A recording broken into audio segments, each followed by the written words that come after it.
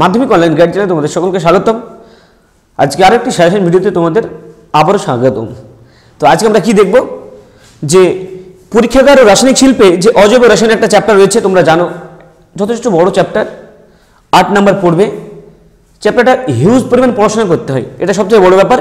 চ্যাপ্টারটা অনেক পড়াশোনা করতে হবে, কিন্তু যে বোঝার যে ব্যাপারটা সেটা অপেক্ষাকৃত অন্যান্য চ্যাপ্টার থেকে কম বলে আমার মনে হয়। তাই আশা করি চ্যাপ্টারটা তোমাদের ভালোভাবে রেডি আছে। তবুও আজকে যে প্রশ্নগুলো বলবো সেই প্রশ্নগুলো যেন কোনোভাবে মিস না যায়, প্রত্যেকটা প্রশ্ন রেডি করে তবে তোমরা পরীক্ষা হলে যাবে। 1 নাম্বার, 2 নাম্বার এবং 3 নাম্বার সবগুলো কিন্তু এখানে পড়ে এবং সব রকমই আমরা প্রশ্ন বলছি। এর মধ্যে একটা জিনিস তোমরা মাথায় রাখবে, একটা ক্ষেত্রে তোমরা কেবলমাত্র একটা এক্সট্রা প্রশ্ন পাবে, অথবা কিন্তু এই চ্যাপ্টার থেকে কম দেয়। এই যে অতি সংক্ষিপ্ত প্রশ্ন তো যেটা থাকে এখানে কেবলমাত্র একটাতে অথবা দেবে, বাকি কিন্তু কোনো প্রশ্নে 2 নাম্বার বা 3 নাম্বার বা এমসিকিউ তো অথবা হয় না, তুমি অথবা পাবে না। তাই 2 এবং 3 যদি অথবা না পাও, তোমাকে অবশ্যই কোনো প্রশ্ন যেন মিস না হয় সেটা তোমাকে ভেবে যেতে হবে, এটা তোমাদের মাথায় রাখতে হবে। তাহলে এই চ্যাপ্টার কি কি পড়বো আমরা, মেন দুটো জিনিস রয়েছে যেটা আমাদেরকে ভালো করে পড়তে হবে। দেখো, এই যে অ্যামোনিয়া রয়েছে আর হাইড্রোজেন সালফাইড গ্যাস রয়েছে, এই দুটো থেকে তোমাদের ম্যাক্সিমাম নাম্বারটা পড়ে পরীক্ষায়। তাই অ্যামোনিয়া সম্পর্কিত যা যা রয়েছে এবং হাইড্রোজেন সালফাইড সম্পর্কিত যা যা রয়েছে জিনিসগুলো কিন্তু তোমাদের অত্যন্ত ভালোভাবে মনে রাখতে হবে। তাই কী কী করবে বলো তো, অ্যামোনিয়ার প্রস্তুতিটা খুব ভালো করে পড়তে হবে। অ্যামোনিয়ার প্রস্তুতি কি কি, 2 রকম প্রস্তুতি পড়বে। পরীক্ষাগারে আমি একরকমভাবে অ্যামোনিয়া প্রস্তুত করি, আরেকটা শিল্প উৎপাদনের ক্ষেত্রে অন্যভাবে প্রস্তুত করি। তাহলে যেটা শিল্প উৎপাদনের ক্ষেত্রে আমরা প্রকাশ করি সেটাকে বলা হয় হেবার পদ্ধতি। এই হেবার পদ্ধতিতে অ্যামোনিয়া প্রস্তুতি তোমাদের এবার 2 নাম্বার বা 3 নাম্বারের জন্য অত্যন্ত গুরুত্বপূর্ণ। 2 বা 3 নাম্বারের জন্য হেবার পদ্ধতিতে যে অ্যামোনিয়ার প্রস্তুতি অত্যন্ত গুরুত্বপূর্ণ, কোনোভাবে যেন মিস না যায়, এটা তোমাদেরকে মাথায় রাখতেই হবে। এবং যেটা পরীক্ষাগারে প্রস্তুতি করি আমরা, জাস্ট বিক্রিয়াগুলো কি কি আছে সেগুলো তোমরা একটু মাথায় রেখো। জাস্ট বিক্রিয়াগুলো কি কি আছে, অর্থাৎ কার সাথে কার বিক্রিয়া করে তবে অ্যামোনিয়া প্রস্তুত হয়। যেমন NH4Cl এবং CaO বা CaOH2 অর্থাৎ কলিচুন বা পোটাশিয়ামের সঙ্গে অ্যামোনিয়াম ক্লোরাইডের বিক্রিয়াতে কিন্তু অ্যামোনিয়াটা আমরা পরীক্ষাগারে প্রস্তুত করি। এবং হেবার পদ্ধতি একটা দেখবে বড় পদ্ধতি লেখা আছে, প্রত্যেকটা বই সুন্দরভাবে লেখা থাকবে, কোনো সমস্যা হবে না। তাহলে অ্যামোনিয়া থেকে আর কি কি দেখতে হবে আমাকে, একটা জিনিস তোমরা দেখবে যে অ্যামোনিয়া শুষ্ক করতে কি ব্যবহার করা হয়। আমরা কি জানি অ্যামোনিয়া ক্ষারীয় প্রকৃতির, তাই তাকে শুষ্ক করতে গেলে কোনো অ্যাসিডিক জিনিস যদি আমি দিই হবে না, বিক্রিয়া করবে। তাহলে ক্ষারীয় জিনিসকে যদি আমরা আর্দ্র করতে যাই বা আর্দ্র থেকে শুষ্ক করতে যাই, তাই আমাদেরকে কী লাগবে, কোনো ক্ষারীয় জিনিস লাগবে। আমরা CO দ্বারা কিন্তু পোড়াচুন দ্বারা NH3 বা অ্যামোনিয়াকে শুষ্ক করি। এটা খুব ভালো একটা শর্ট প্রশ্ন আছে তোমাদের, 1, 2, 3 সব কিছু পরপর আমি বলে যাচ্ছি। অন্যান্য ভিডিও তোমরা দেখবে 1 নাম্বারগুলোকে আগে বলেছিলাম এবং 2 আর 3গুলোকে আমি একসঙ্গে বলি, কিন্তু এই ভিডিওতে সবগুলোকে পরপর বলে যাচ্ছি। তোমাদের সুবিধা হবে, পরপর বলে দেখবে পেয়ে যাবে কোনগুলোকে দেখতে হবে কোনগুলোকে অ্যাভয়েড করবে, কোনো সমস্যা নেই, সবগুলোই বলে দিচ্ছি। অ্যামোনিয়াতে আরেকটা জিনিস আছে যেটা লাইকার অ্যামোনিয়া, প্রত্যেক বছরই খুবই গুরুত্বপূর্ণ প্রশ্ন। লাইকার NH3 লিখে দিচ্ছি, লাইকার অ্যামোনিয়া প্রত্যেক বছরই খুবই গুরুত্বপূর্ণ প্রশ্ন, কিন্তু দুর্ভাগ্যবশত গত 6-7 বছরে একবারও আসেনি। আশা করি এবার তোমাদের আসার চান্স অত্যন্ত বেশি। তাহলে অ্যামোনিয়া থেকে কি কি করতে হচ্ছে তোমরা ভালো করে দেখো। হেবার পদ্ধতিতে অর্থাৎ শিল্পক্ষেত্রে কীভাবে আমরা অ্যামোনিয়া প্রস্তুতি করি 2 বা 3 এর জন্য অত্যন্ত গুরুত্বপূর্ণ। আবার নর্মাল যেটা আছে পরীক্ষাগারে আমরা প্রস্তুত করি অ্যামোনিয়াম ক্লোরাইডের সঙ্গে পোড়াচুন বা কলিচুন, সেখানে কার সাথে কার বিক্রিয়া অ্যামোনিয়া তৈরি হয় এটা পরীক্ষায় দেয়। শুষ্ক করতে কি ব্যবহার করা হয়, আবার লাইকার অ্যামোনিয়া কি সেটাও পরীক্ষায় পড়ে। এবার একটা জিনিস খেয়াল করবে, তুমি যে কোনো গ্যাসই বলো, অ্যামোনিয়া বলো বা হাইড্রোজেন সালফাইডই বলো, এর একটা জিনিস খুবই গুরুত্বপূর্ণ পরীক্ষায় পড়তে চাই, সেটা হচ্ছে শনাক্তকরণ। শনাক্তকরণটা কিন্তু খুবই গুরুত্বপূর্ণ জিনিস, দুজনেই মাথায় রাখবে, দুজনেই পড়তে হবে। অ্যামোনিয়া শনাক্তকরণ কি, তোমরা দেখেছো যে নেসলার অনুঘটক, যারা নেসলার বিকারক অনুঘটক না, নেসলার বিকারকের মাধ্যমে কি অ্যামোনিয়া রয়েছে, অ্যামোনিয়া কিন্তু আমরা শনাক্ত করি। এটা পরীক্ষায় অত্যন্ত গুরুত্বপূর্ণ। শনাক্তকরণ দুজনেরই দেখবে, অ্যামোনিয়ারও দেখবে প্লাস হাইড্রোজেন সালফাইড যেটা রয়েছে মেলিনের বিক্রিয়া, অর্থাৎ যে সদ্য প্রস্তুত সোডিয়াম নাইট্রোক্সাইডের সঙ্গে, মানে যদি সেটা অবশ্যই ক্ষারীয় হতে হবে অর্থাৎ হালকা NaOH থাকতে হবে। যদি বিক্রিয়া ঘটায় হাইড্রোজেন সালফাইডের তখন আমরা কিন্তু একটা কালারফুল কিছু একটা পাবো, দিয়ে তখন আমি বোঝাবো যে এটা হাইড্রোজেন সালফাইড। তাহলে শনাক্তকরণ অ্যামোনিয়া এবং হাইড্রোজেন সালফাইড দুজনেরই দেখবে। প্রস্তুতি অত্যন্ত বেশি চান্স আছে এবার শিল্পতে কীভাবে অ্যামোনিয়া প্রস্তুত করা হয় এবং শুষ্ক করতে কী ব্যবহার করছি, আর লাইকার অ্যামোনিয়া কী, আর নর্মাল বললাম পরীক্ষাগারে বিক্রিয়া। এগুলো অত্যন্ত গুরুত্বপূর্ণ এই দুটো জিনিস থেকে। আর একটা জিনিস নিয়ে তোমার পরীক্ষা প্রশ্ন করে যে কালো অধক্ষেপ পরে দেখবে কিছু কিছু জায়গা আছে কালো অধক্ষেপ পড়ে, কার? Hydrogen sulphide. যেখানে হাইড্রোজেন সালফাইড থাকবে কিছু কিছু ধাতব লবণ আছে, সেই কিছু কিছু ধাতব লবণ বা ধাতু আছে, এই যে সালফারটা আছে, সালফারটা কিন্তু তার সঙ্গে যুক্ত হয়ে যাবে, ধাতব সালফাইড যৌগ তৈরি করবে। তাহলে কি তৈরি করে অ্যাকচুয়ালি এগুলো? ধাতব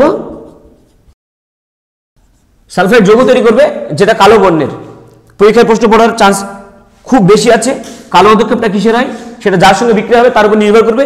এই টপিকটা বা এই জায়গাটা তোমরা অবশ্যই ভালোভাবে দেখে যাবে। এখান থেকে যেমন সরাসরিভাবে না দিয়ে জিজ্ঞাসা করতে পারে, ধরো রূপোর জিনিস কেন কালো হয়ে যায় অনেকদিন পরে? এই যে Ag আছে, S আছে, তাহলে সিলভার সালফাইড বলে একটা যৌগ তৈরি করে যেটা কালো বর্ণের। তারপরে তৈলচিত্র বা অয়েল পেন্টিং যেগুলো রয়েছে সেখানে কি থাকে? লেড নাইট্রেট যৌগ থাকে, বা লেড নাইট্রেটের সঙ্গে যদি এটা বিক্রিয়া করে তখন PbS তৈরি করে, লেড সালফাইড যৌগ তৈরি করে, সেটা কিন্তু কালো বর্ণের একটা ছোপ ফেলে দেয়। তাহলে এই ধাতব সালফাইড কি করছে? কালো বর্ণের ছোপ ফেলছে। এই ব্যাপারটা তোমাদের অবশ্যই দেখে যেতে হবে। আর কি, হ্যাঁ, অ্যামোনিয়ার এখান থেকে একটা ভালো, অ্যামোনিয়ার ক্ষেত্রে একটা ভালো প্রশ্ন পড়ে, যখন আমি এটা জলের সঙ্গে দেব কি হবে? NH4OH। এই অ্যামোনিয়াম হাইড্রোক্সাইডে যদি আমি কোনো ধাতব লবণ দিই, সেই ধাতব লবণ কিন্তু শনাক্ত করা যায়। তোমাদের শনাক্তকরণ থেকে পরীক্ষার প্রশ্ন পড়বেই 2 নম্বর, এটা মাথায় রেখো। তাহলে এই অ্যামোনিয়াম হাইড্রোক্সাইডে বিভিন্ন রকম যদি আমি ধাতব লবণ দিই, সেই ধাতব লবণগুলো কিন্তু আমি কালার দেখে চিনতে পারবো কোনটা কোন ধাতু। এই ক্ষেত্রে তোমরা যে দুটো ধাতু বলবো সেই দুটো ধাতু ভালো করে দেখবে। লোহা এবং অ্যালুমিনিয়ামের যে লবণ, তার সাথে এই অ্যামোনিয়াম হাইড্রোক্সাইডের যদি আমি বিক্রিয়া করছি তখন কি উৎপন্ন হচ্ছে অবশ্যই ভালো করে তোমরা দেখবে। তাহলে এখানে আর বেশি চাপ দিচ্ছি না, অ্যামোনিয়া এবং হাইড্রোজেন সালফাইড থেকে এই টপিকগুলো দেখবে। তোমাদের বলছি টোটাল যে 8 নাম্বার পড়ে তার মধ্যে তোমরা 5 নাম্বার কিন্তু অ্যামোনিয়া এবং যে হাইড্রোজেন সালফাইড আছে এখান থেকেই পাবে, এটা আমার দৃঢ় বিশ্বাস। তাই এই যে দুটো টপিক কোনোভাবেই যেন মিস না যায়। এরপরে কিছু শর্ট প্রশ্ন নিয়ে যদি আমরা আলোচনা করি, একটা জিনিস তোমরা দেখবে, তোমাদের যে 3টে অ্যাসিড আছে, 3টে অ্যাসিডের প্রস্তুতিকরণ 3টে বিক্রিয়া আছে, এর মধ্যে যেটা দিয়ে তুমি HNO3 তৈরি করছিলে, অর্থাৎ অসল্ট পদ্ধতি, বাকি দুটো যেটা আছে স্পর্শ পদ্ধতিতে H2SO4 বা লাবলাং পদ্ধতিতে HCl, দরকার নেই, পরীক্ষায় কোনোদিনও আসেনি আর আসার সম্ভাবনা আমি মনে করি অত্যন্ত কম। যে অ্যাসিডগুলো রয়েছে কেবলমাত্র এই যে HNO3 প্রস্তুতি রয়েছে অসল্ট পদ্ধতি, এটা তোমরা অবশ্যই খুব ভালোভাবে দেখে যাবে। এরপরে কিছু শর্ট প্রশ্ন আলোচনা করছি, দেখো যেমন বিলীয়মান রং। কি রং? বিলীয়মান রং প্রস্তুতিতে আমি কি ব্যবহার করি? অ্যামোনিয়া ব্যবহার করা হয়। হলো, এর আগের বার ইউরিয়ার ব্যবহার প্রস্তুতি অনেক কিছু এসেছিল, অ্যামোনিয়ার জাস্ট একটা ব্যবহার। বিলীয়মান রং পেলে সেটা অ্যামোনিয়ার ব্যবহারই হবে। তাহলে অ্যামোনিয়ার ব্যবহারটা একবার ভালো করে তোমরা হালকা করে দেখে নেবে, অ্যামোনিয়ার ব্যবহার। এবার তোমরা একটা জিনিস খেয়াল করবে যে দুটি গ্যাসীয় পদার্থের বিক্রিয়ায় একটা কিন্তু কঠিন পদার্থ উৎপন্ন হতে পারে। কখন হয়?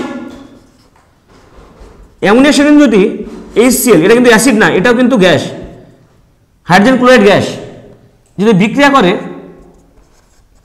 NH4Cl তৈরি করে, অ্যামোনিয়াম ক্লোরাইডের ধোয়া ধোয়া একটা পরিবেশ তৈরি হয়, সূক্ষ্ম সূক্ষ্ম কণা থাকে, সেগুলো কিন্তু সলিড অর্থাৎ গ্যাস থাকে না। দুটো গ্যাসের বিক্রিয়াতে একটা কঠিন পদার্থ উৎপন্ন হয়।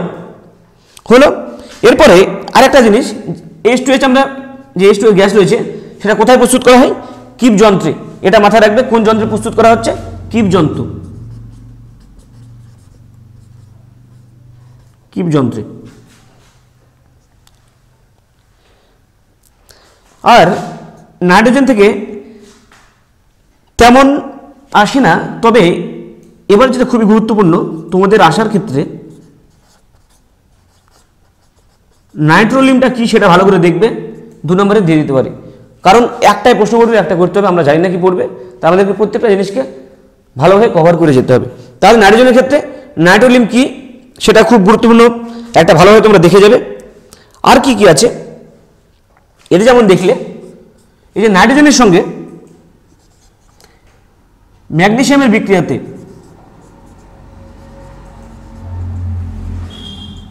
ম্যাগনেসিয়াম নাইট্রাইট তৈরি হয়, অবশ্যই তোমরা ওটা ভালোভাবে দেখবে, এটা একবার দেখবে। কঠিন প্রশ্ন হলে এটা দেবে, সহজ প্রশ্ন হলে কিন্তু নাইট্রোলিয়ামটাই সিম্পল দিয়ে দেবে। যদি একটু ওরা মনে করে জটিল প্রশ্ন করবো, তবে এটা দেওয়ার সম্ভাবনা একটা রয়েছে।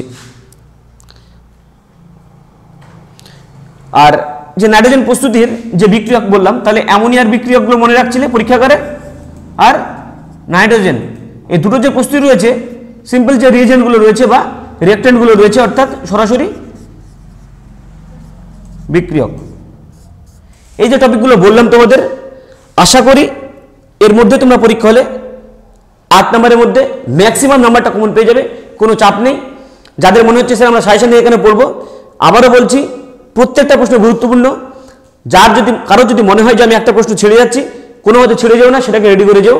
আর যাদের একদমই প্রিপারেশন নেই, মনে হচ্ছে স্যার আমি চ্যাপ্টার কোনোদিন ঠিকঠাকভাবে দেখিনি, যে প্রশ্নগুলো বললাম সেই প্রশ্নগুলো তোমরা কভার করে যাও, আশা করি পরীক্ষা হলে ম্যাক্সিমামটা তোমরা কিন্তু কমন পাবে। তাহলে আজকের ভিডিওটা এখানে শেষ করছি, পরের চ্যাপ্টার ভিডিও নিয়ে আবার তোমাদের সঙ্গে দেখা হচ্ছে পরের ভিডিওতে।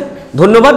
যারা ইউটিউব থেকে দেখছো তারা অবশ্যই চ্যানেলটাকে সাবস্ক্রাইব করবে, যারা ফেসবুক থেকে দেখছো তারা অবশ্যই কিন্তু চ্যানেলটাকে ফলো করো, পেজটাকে ফলো করো এবং শেয়ার করো ভিডিওগুলো। তোমরা ভিডিওগুলো অত্যন্ত শেয়ার করছো না, যেটা সত্যি খারাপ লাগছে। এত কষ্ট করে ভালোভাবে তোমাদের জন্য ভিডিও তৈরি করা হচ্ছে, তোমরা ভিডিও শেয়ার একদম কম, ভিউজ অনেক আসছে কিন্তু শেয়ার কম হচ্ছে, সেই দিকটা তোমাদেরকে নজর রাখতে হবে। ধন্যবাদ।